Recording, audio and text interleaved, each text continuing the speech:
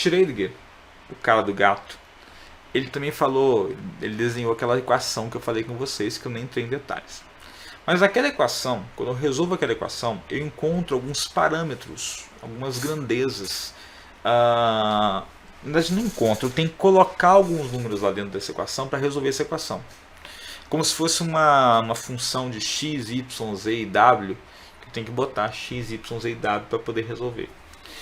Esses números que ele tem que colocar na equação dele, ele chamou de números quânticos. Eles são números que definem a quantização de energia do elétron no átomo. Tá?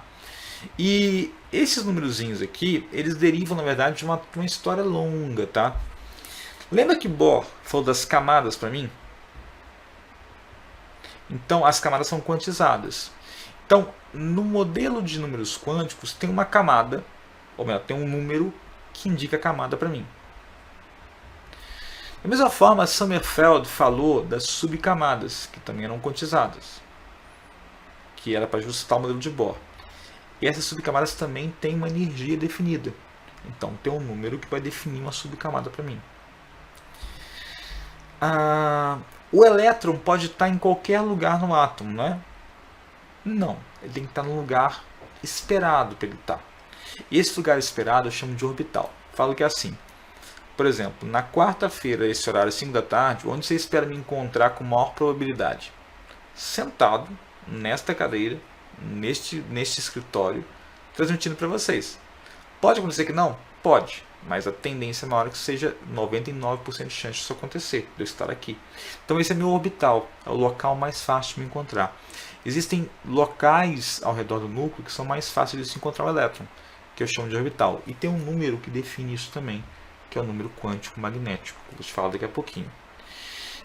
E aí, se eu pegar tudo isso aqui, as camadas, as subcamadas e o orbital, eu vou ter tipo assim um mapa de orientação, tipo um GPS do elétron, aonde o elétron está no átomo em cada instante.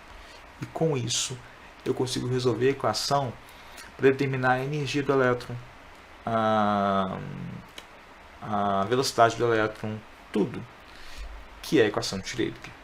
Esses números que definem essas coisas que eu comentei com vocês são chamados números quânticos. Eles têm regras. Eu vou simplificar para você um pouco, tá? São 4 números. O n, que é o principal, que é esse cara aqui, ele define a camada. Estava escrito aqui já, fazer mais fácil. Vou marcar direto aqui para você. Definir a camada, tá? Vou explicar na prática, fica tranquilo. O L, que é o secundário, ele vai definir o subnível. Então, um número que vai se remeter a um subnível ou uma subcamada. O ML, que é o quântico magnético, que ele é uma função de L, ele determina a orientação ou orbital, o formato do orbital, o formato da casinha do elétron, vamos dizer assim. E o S, que é o spin, que a gente nem vai comentar muito aqui, ele determina a orientação magnética do elétron. Tipo, o elétron está girando, sendo uma partícula, gerando um campo magnético por um sentido ou no outro sentido. Isso que vai determinar basicamente. Mas os 3 primeiros são os principais, e são aqueles inclusive que o meu amigo Schrödinger trabalhou. O spin veio depois, como um complemento. Vale lembrar uma coisa importante. Nos vestibulares atualmente no Brasil, de 2005 para cá, pararam de cobrar número quântico. Tá? Defina os 4 números quânticos do elétron. Parou de aparecer isso. Porém, ainda cai distribuição eletrônica. E aí o número quântico principal e o secundário ainda são importantes. E é neles que eu quero focar com vocês. Tá bom?